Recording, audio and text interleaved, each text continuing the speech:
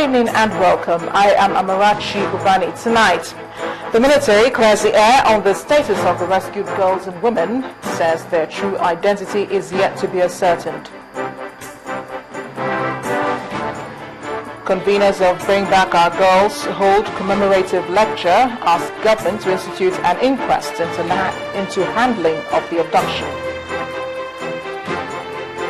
President Goodluck Jonathan receives a presidential campaign report, advises the PDP to move beyond defeat of the party. 2 people have been rescued from the rubble of the earthquake that killed over 5,000 people in Nepal.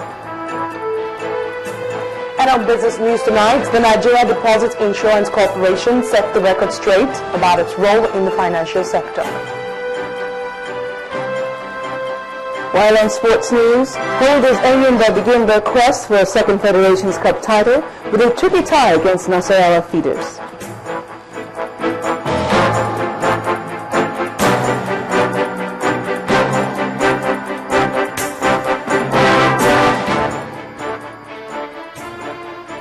2 days after the Nigerian military raised our hopes with the rescue of 200 girls and 93 women from Sambisa Forest, the military today said it is still unsure about their identities. Addressing the media today in Abuja, the Director for Defense Information, Major General Chris Olukolade, said that at the moment what is of utmost priority is the movement of the victims to a conducive environment. Major General Olukolade, however, says all hope is not lost in the rescue of the girls. Our correspondent Amaka Okafo reports. Aerial shots showing fleeing terrorists following the air operations in Sambisa Forest. While some fled the forest in their vehicles, others resorted to motorbikes. According to the defense spokesman, this has been a daily occurrence since the operations in the Sambisa Forest began. He told journalists that these women and children are proof of the initial rescue made in the forest. Women, girls, and malnourished children, secured by heavily armed security operators. Many Nigerians have continued to ask for the identity of the girls to know whether the schoolgirls kidnapped over a year ago in Chibok, Borno State are among those rescued. The true identity of some of the rescued women and girls are yet to be ascertained as at this moment. And what is of purpose and of priority is their movement to a more conducive environment where they're undergoing profiling to verify their true identity, where they come from, how they found themselves in the forest, and other questions that may be of value to the operations and intelligence generally. Additional number of persons are still being recovered from the forest, from various directions of the forest. Until such comprehensive profiling is done, nobody can really confirm whether or not the well-known issue of the Chibok girls whether they have been recovered.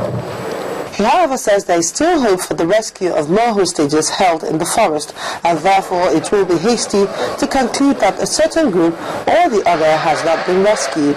We would like to reassure Nigerians that the momentum of this operation will be sustained until that forest, that is Sambisa Forest, is comprehensively cleared and all Nigerians held captive within the borders of that forest are rescued. There is great hope for the recovery of more hostages from the terrorists as this operation continues. The military gave assurance that it will do its best to end the reign of terror in the country and rescue anyone found in the custody of the militants. Amaka Okafo, Channels Television News. And more captives of Boko Haram are now breathing the air of freedom following their release from Sambisa Forest in Borno State, northeast Nigeria. Army Public Relations Director Colonel Kukashika Usman explains that the Army has cleared several terrorist strongholds and training camps within the forest. They say the soldiers have rescued more girls and women in addition to the 200 girls and 93 women already in the military's custody. During the Sambisa operation, 1 soldier died, 1 woman, and several terrorists were also killed.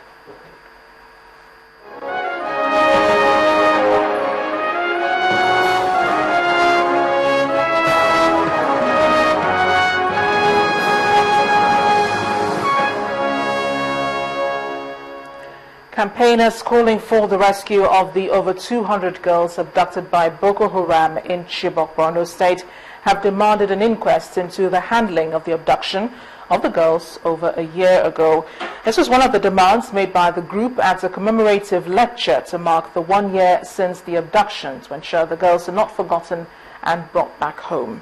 The group is also demanding that the report of the Presidential Committee on the abduction of the girls be made public. Our correspondent, Narila Sisi, reports.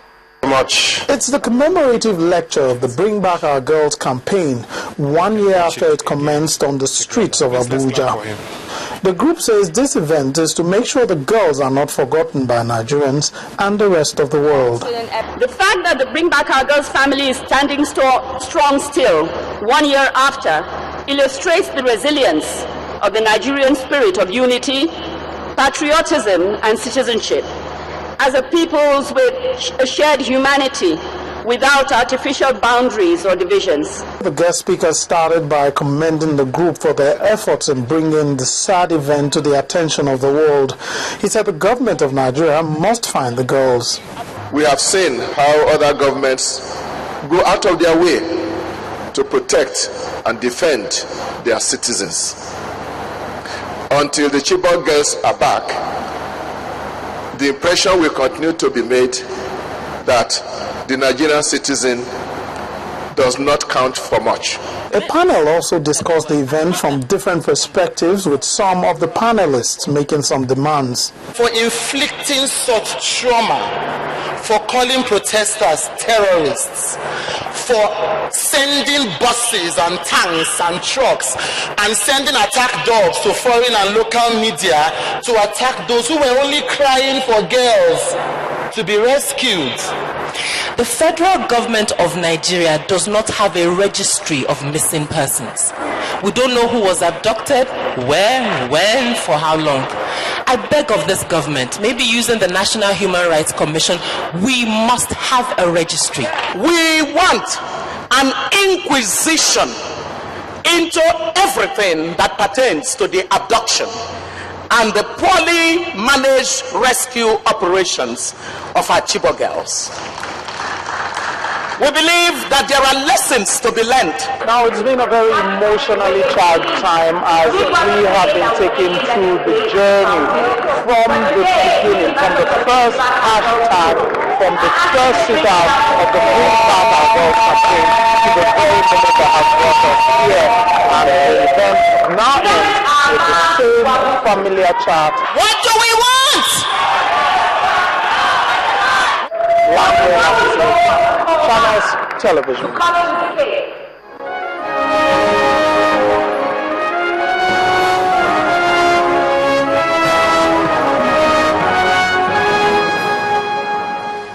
In the meantime, the president says he's committed to ensuring that all Nigerian territories still under terrorist control are liberated before May 29th.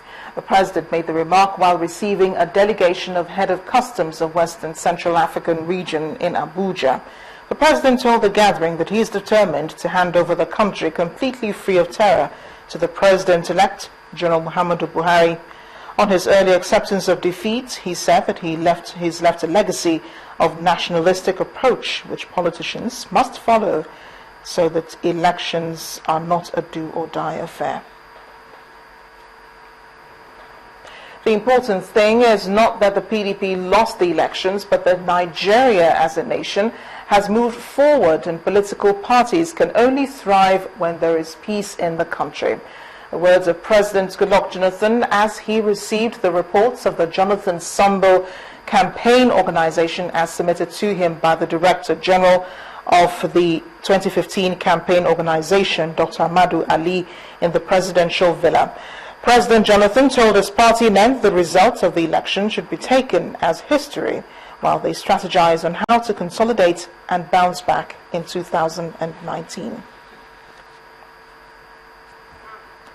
Meanwhile, the director of the People's Democratic Party Presidential Campaign Organization, Mr. Femi Fani-Kayode, says he will remain in the party no matter what. Mr. Kayode, who was in the presidential villa for the presentation of the report by the Jonathan Sambo Campaign Organization, described the concession by the president as commendable and that he has every reason to be proud of the PDP. The fact of the matter is that I have been in the PDP since 2003. I went to the APC for 9 months. We have enunciated the reasons for that, and I feel I was absolutely right to do that at that point in time. I retraced my steps when it was very clear to me that what was on the other side was far worse than what was on our side. We made our point. The necessary concessions were made within the PDP. There was far more Southwestern participation. There was much more virile fight against Boko Haram, and that's why we came back. And I came back, and I played a leading role in this campaign. We are not going anywhere. I can speak for myself, and I can speak for many others. We are here to stay. We will provide a virile opposition to the APC. We will do all that needs to be done to ensure that the government remains, the incoming government remains on its toes, and we will all do this in a very peaceful and a very honorable way. But nobody is going anywhere, as far as I'm concerned. We're here to stay. Neither are we running away. There's nothing to be scared of. We fought hard. We did well. I'm very proud of my team. I'm proud of my president and our campaign organization, and we will continue in the trenches until this country is, on the road to success, and we'll continue to do that. In part 2 after the break, our big story tonight examines the issues surrounding the alleged missing $20 billion NNPC fund. Please stay with us.